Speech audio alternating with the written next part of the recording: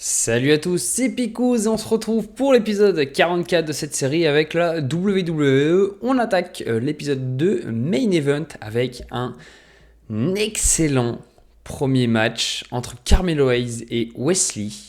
Carmelo Hayes va battre Wesley en 8 minutes 16 par pinfall.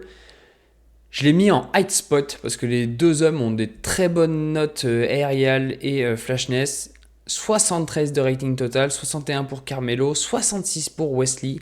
Le match a été excellent. Les deux hommes en plus ont une bonne chemistry ensemble. Franchement, je ne pouvais pas rêver mieux pour un début de show. Les notes sont vraiment très très bonnes. J'hésitais à me mettre en high spot et j'ai franchement bien fait. Ça a l'air d'être vraiment... Enfin, pour ce genre de mec, c'est parfait. Je pouvais pas demander mieux. Je suis franchement content. Je suis très content de ce que j'ai vu. Donc, c'est un moyen très efficace de commencer Main Event. Sachant qu'on enchaîne ensuite avec un match simple entre Candice LeRae et Paige. Victoire de Candice LeRae. 51 de rating total, 51 pour Candice LeRae, 44 seulement pour Paige. C'est très bien. Candice qui nous fait un 51, je suis très content. C'est parfait. Je ne peux pas demander plus. Enfin, si, j'aimerais qu'elle fasse plus, mais bon, là, c'est clairement la popularité qui pose problème. Pardon. Donc bon, ça va venir, elle prend du momentum, rien de particulier. C'est bien pour le second match de Main Event. On enchaîne avec Finn Balor qui est au micro de Byron Saxton et il annonce qu'il fera tout son possible pour participer à WrestleMania et il estime aussi qu'il aura il devrait avoir enfin son opportunité au titre, une opportunité qu'il mérite depuis très longtemps. Ça nous fait un 68. Bon, même si Byron Saxton n'a pas très bien performé, ça nous fait quand même un 68, c'est très bien. On termine la soirée avec un match entre Obafemi et un catcheur de NXT, Tony D'Angelo. Je voulais voir un peu ce qu'il valait sur le ring et dans le main roster. Ça nous fait un 63 avec une victoire de Obafemi en 1 minute 59. 73 pour Obafemi, c'est excellent. 47 pour Tony D'Angelo, pardon. Bon, c'est pas trop mal, c'est correct. Ça peut être mieux, mais bon. Voilà, Tony D'Angelo, bon, pour l'instant, ça reste en stand-by. On fait un 64 pour ce main event, c'est plutôt bien. Le premier match a vraiment été excellent. Carmelo Hayes, Wesley, pépitas. Bref, on en termine avec main event. On se retrouve de suite pour l'épisode d'Euro. Allez, c'est parti. Allez, on attaque l'épisode d'Euro avec un gros segment d'ouverture. CM Punk vient au ring et il dit que Heyman lui a dit d'affronter Finn Balor. C'est ce qu'il a fait et maintenant il veut intégrer le match de Mania contre Breakker et LA Knight parce qu'il a gagné le match contre Finn Balor et qu'il a plus rien à prouver de ce côté-là. Bien évidemment, LA Knight et Bron Breakker vont se pointer. Bron Breakker accompagné de Paul Heyman, bien évidemment. Du coup, il commence à s'embrouiller, c'est un gros bazar, tout le monde veut parler à la place de tout le monde. Sauf que ça s'arrête pas là, enfin ça coupe tout le monde, mais ça s'arrête pas là, puisque Balor arrive également. Il dit s'être fait voler par Punk et lui aussi il veut son opportunité. C'est là que tout le monde s'accorde sur un point. Balor a perdu contre Punk et a perdu sa chance. Et là c'est bien la première fois que les 4 hommes sont d'accord là-dessus. Balor il propose d'affronter Breakker pour le titre ce soir. Il dit si je gagne, ça rabat totalement les cartes. Si je perds, j'accepte de ne pas participer à Mania.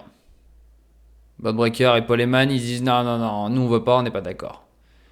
LA Knight et Punk, eux par contre, ils valident totalement cette idée. Ils disent c'est une très bonne idée. Et on apprend tout juste après que le match est annoncé. Breakker est fou, il est tellement fou qu'il en détruit une barricade de rage. Paul Heyman n'arrive pas à le retenir, c'est le bordel. Finn Balor repart tout sourire, très content de lui. 85 de rating pour ouvrir le show. Ce soir, dans le main event, Bron Breakker affronte Finn Balor pour le titre World Heavyweight. Est-ce que ça va rabattre les cartes ? On ne sait pas. Et Finn Balor joue son WrestleMania sur ça. Attention de ne pas en avoir trop fait. On enchaîne avec un excellent match qui nous fait une note de 82. Kairi Sane va défaire Becky Lynch en 12 minutes 53. 82 de rating général, c'est excellent. 80 pour Becky Lynch, 71 pour Kairi Sane qui est toujours pénalisé pour sa mauvaise forme. Et je suis persuadé qu'elle, du coup, elle pourrait faire des 80. Hein. Enfin, peut-être pas 80, mais 78-79, je pense. Ah ça, bon, c'est très bien. Ça nous fait un excellent match. C'est le premier match de la soirée. Ça nous fait un 82. C'est topissime. Franchement, je suis ravi. Et juste après ça, et sa victoire contre Becky, Kairi Sane retrouve Katie Kelly à son micro. Et elle répond à Raquel qu'elle vient de battre l'une des meilleures catcheuses au monde. Et qu'elle est donc prête à s'occuper de la championne d'Euro.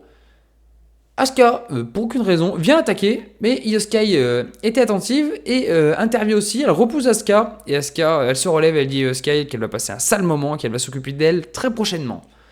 Voilà. Bon, Kairi Sane, elle remercie Io Sky qui veille sur elle d'un coin de l'œil, c'est cool pour elle. Ça nous fait un 70 de segment rating, c'est plutôt bien, je suis très content. Les storylines avancent bien. On enchaîne avec Jordynne Grace qui est à bout. Elle en a plein les fesses, pour être très poli. Du coup, elle rentre dans le bureau d'Adam Pearce, elle lui dit qu'elle n'en peut plus, elle est prise pour une débile, et ça la rend vraiment complètement folle. Elle veut sa revanche de suite. Pearce lui dit, de suite c'est pas possible, on a déjà booké des choses, par contre, il lui dit, je te donne un 3 contre 3, qui aura lieu la semaine prochaine. Si tu gagnes, tu auras le droit à un ticket pour le titre intercontinental féminin dans un four-way match.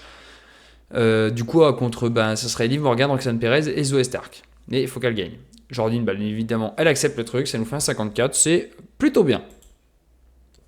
On enchaîne, en parlant de Zoe Stark, on enchaîne pour un match féminin, pour le titre intercontinental féminin, entre Zoe Stark, la championne, et Edge Lee. Et dans un très bon match de catch, Edge Lee va perdre contre Zoe Stark.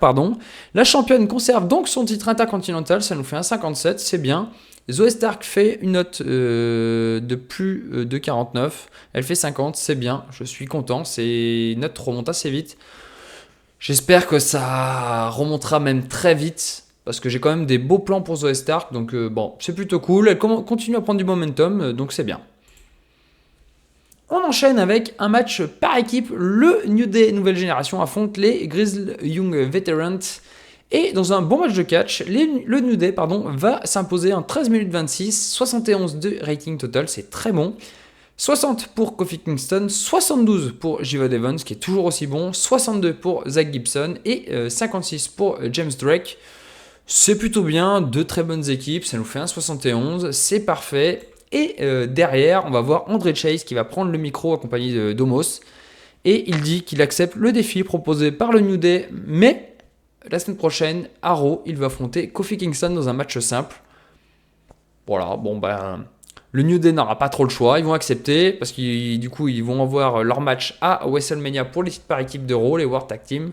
Ça nous fait un 64, c'est bien, les choses continuent d'avancer. Je suis franchement content, surtout que là on s'approche de WrestleMania, là c'est quand même le gros événement, donc c'est plutôt cool. On enchaîne avec un match simple entre Penta et Logan Paul, et Penta va battre Logan Paul en 11 minutes 12 avec son Made in Japan. 74 de rating total, c'est excellent. 68 pour Logan Paul, 65 pour Penta. Ça nous fait une excellente note. Ça fait plusieurs temps que certains catcheurs face tournent autour de la vision, notamment de Logan Paul, Austin Theory, Bronson Reed. On risque d'avoir quelque chose qui va se mettre en place pour WrestleMania notamment. Vous en saurez plus la semaine prochaine. On enchaîne, segment backstage. Tyler Bate semble toujours dubitatif concernant les performances d'Ethan Page, parce qu'il a gagné avec une victoire un peu limite, et il souhaite qu'il ait un nouveau match ce soir, qui bien évidemment, il va choisir l'adversaire. Ethan, lui, ne dit rien, mais on voit à sa tête qu'il en a marre. Ça lui fait un très bon 68.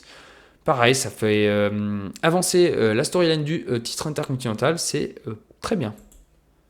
Et Ethan Page va affronter pas n'importe qui, ce qu'il affronte Ilya Dragunov. Et à la surprise générale, Ethan Page va battre Ilya Dragunov en 13 minutes 41 après une distraction de Gunther qui va coûter le match à Ilya Dragunov. Ça nous fait un 75, c'est excellent.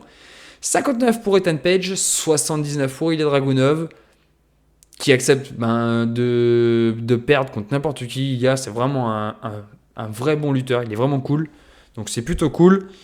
Ça nous fait un 75. Ethan Page prend une belle victoire et ça devrait peut-être changer la vie de Tyler Bate. On en saura plus la semaine prochaine, mais en tout cas, Ethan Page ressort très fort de ce Raw. Dernier match de la soirée et main event. Et là, je viens de constater un truc. Ah, ça fait chier. Bron Breakker affronte Finn Balor dans le main event de la soirée pour le titre.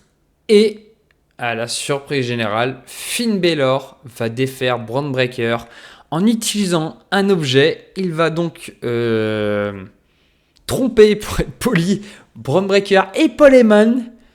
Et il va remporter le titre World Heavyweight à la surprise générale. 65 de rating total, 69 pour Balor, 60 pour Bron Breakker.